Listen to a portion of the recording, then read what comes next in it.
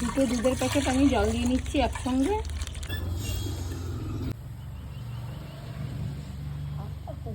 এখানে এই শক্ত দিকটাই নিয়ে নিলাম। ছোকলাটা কেটে নিতে হবে। লাউগুলো আমি পিস পিস করে কেটে নিলাম। যে নরম অংশটা আমি থাকলে এটা কেটে বাদ দিয়ে দিচ্ছি। লম্বা লম্বা শেপ আসবে।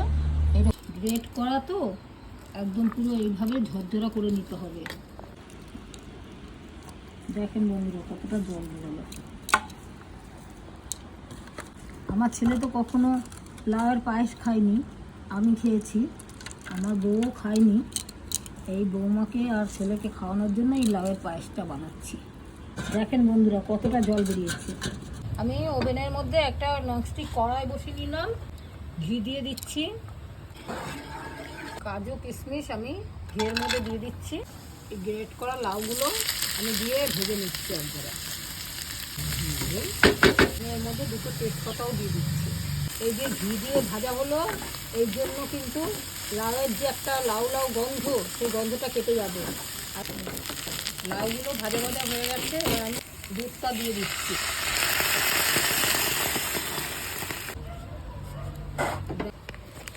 আমুল দুধ আমি একটা প্যাকেট নিয়ে নিয়েছি 10 টাকা দামে।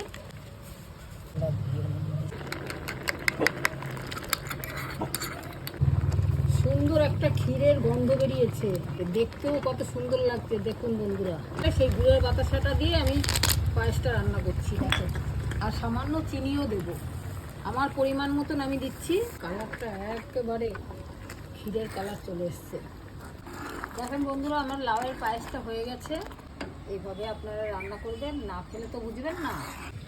দেখেন বন্ধুরা কত সুন্দর হয়েছে এই পায়েসটা। লাউ দিয়ে যে এত সুন্দর পায়েস হয় এটা কিন্তু অনেকেই জানে না।